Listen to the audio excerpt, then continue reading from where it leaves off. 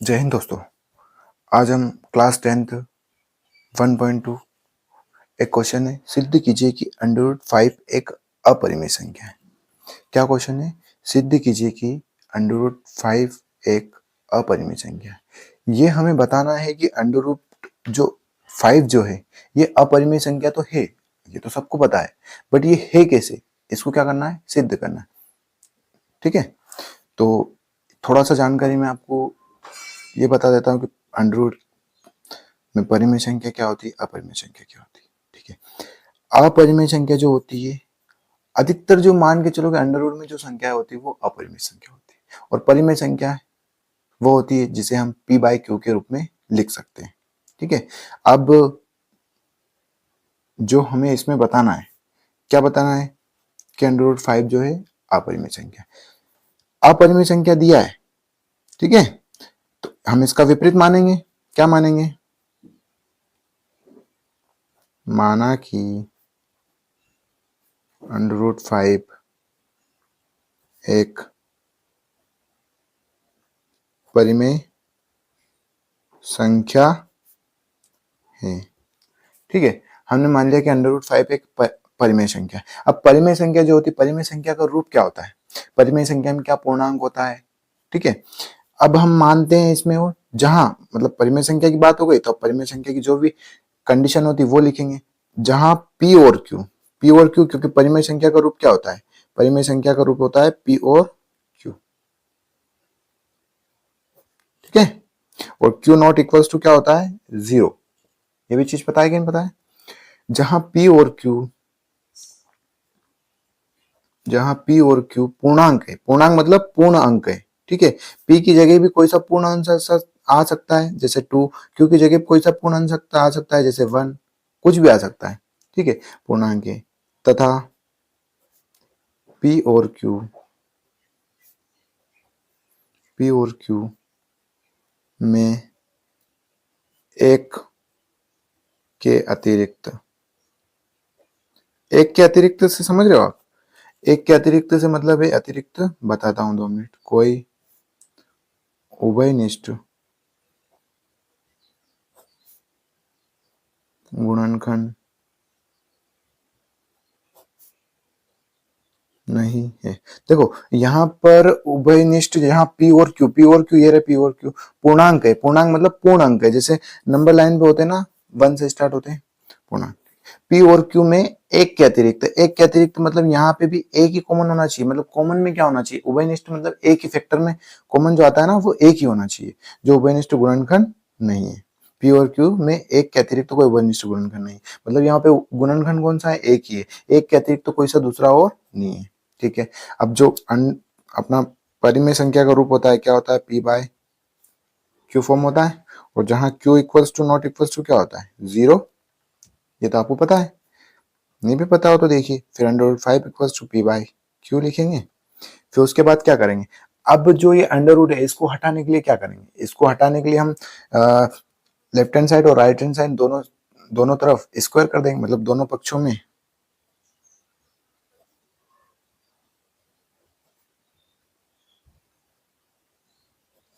वर्ग करने पर, समझ रहे हो? दोनों पक्षों में वर्ग करने पर। ठीक है, दोनों पक्षों में वर्ग करने पर तो इधर भी वर्ग करेंगे, इधर भी वर्ग करेंगे, या फिर इसके पहले आप एक चीज और कर सकते हैं, या फिर ऐसे ही कर लीजिए, वर्ग पी बाई क्यू का वर्ग, स्क्वायर से ये कट जाएगी। ठीक है, अब इधर क्या आ जाएगा? पी बाय पी का स्क्वायर और क्यू का स्क्वायर। अब क्यू स्क्वायर इधर डिवाइड में मतलब भाग में, तो उधर जाएगा तो काय में हो जाएगा? मल्टीप्लाई में हो जाएगा। Q square 5 equals to P square. अब 5 जो है इधर, 5 जो है वो काय में? 5 जो इधर इनटू में, इधर आएगा तो डिवाइड में। ये यहां लिख लेते हैं। ठीक है,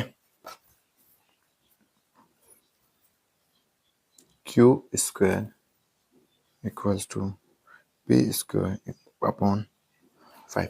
अब यहाँ पे आप देख सकते हैं कि जो पी स्क्वायर है डिवाइड में 5 है, मतलब पी स्क्वायर जो है 5 से डिवाइड होगा।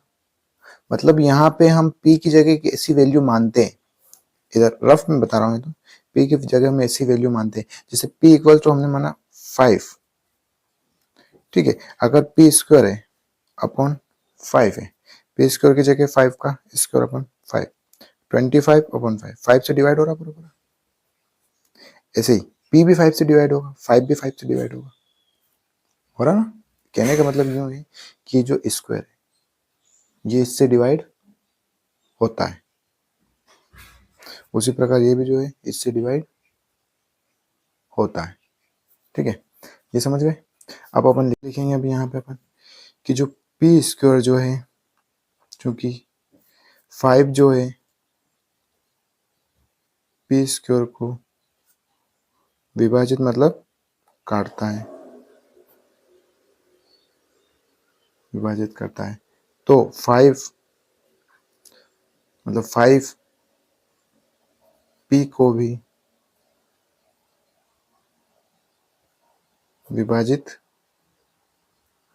करेगा, ठीक है। अब पुनः अपन एक चीज और मानते, पुनः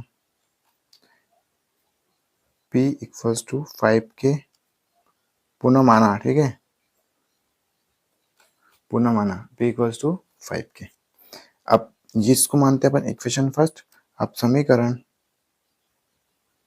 फर्स्ट में p का मान रखने पर, putting in equation first in value of p, equation first क्या है, p स्क्वायर अपॉन 5, तो q स्क्वायर इज p क्या है अपने पास, p को अपन ने माना 5 के, k का स्क्वायर अपॉन 5, ठीक है। क्या माना था अपन ने,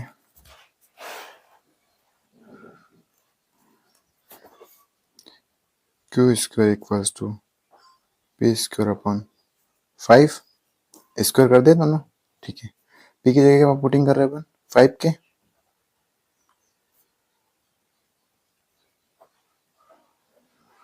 स्क्वायर q स्क्वायर इज 5 का स्क्वायर क्या होता है, अब k का स्क्वायर अलग अलग कर लीजिए, या कर लीजिए, q स्क्वायर इज 5 का होता है 25 और k का k, और 5 का 5 से डिवाइड कर दे, 5 वन सा 5, 5 वन सा 1 और 5 5 सा 25, तो q स्क्वायर इज 5 k का स्क्वायर, 5 इंटू में इधर आएगा तो डिवाइड में, ठीक है। अब यहाँ पे देख लीजिए, वहां पे भी वही कंडीशन आ गई थी, वापस यहीं पे कंडीशन आ गई, तो हम यहाँ पे वापस लिखेंगे, क्योंकि क्यू स्क्वायर या फिर 5 जो है 5 क्यू स्क्वायर को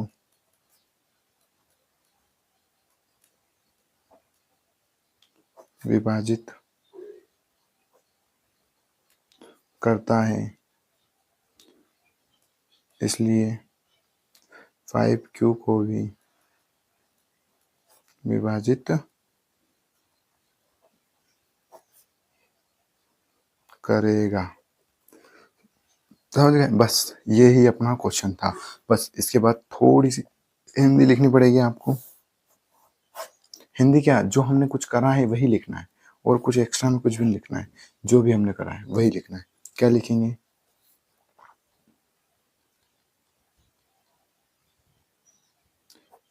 इस प्रकार हमें यह पता, मतलब हमें सॉल्व करने के बाद पता चल रहा है कि P और Q का उभयनिष्ठ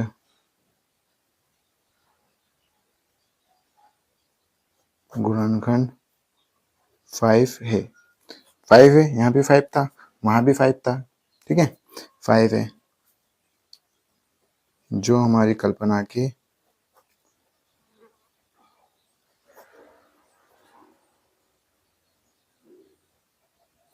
कल्पना के विपरीत है। कल्पना के विपरीत क्यों? क्योंकि हमने वहां स्टार्टिंग में क्या माना था कि पी और क्यू का उभयनिष्ठ गुणनखंड एक है, एक के अलावा कोई भी नहीं हो सकता। ठीक है, पर यहाँ पे क्या बता दिया आपने को? 5 बता दिया, इसलिए ये हमारी कल्पना के विपरीत है, क्योंकि हम कल्पना क्या कर रहे थे वो आ क्या रहा है, इसलिए बता रहा हूँ। ठीक है, के विपरीत है। यह किस कारण प्राप्त हो? यह हमारे विरोधाभास के कारण प्राप्त हो। यह हमारी त्रुटिपूर्ण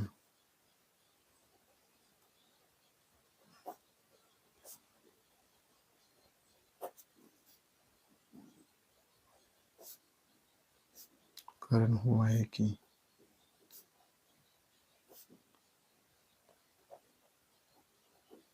परिमेय संख्या है, अतः √5 एक अपरिमेय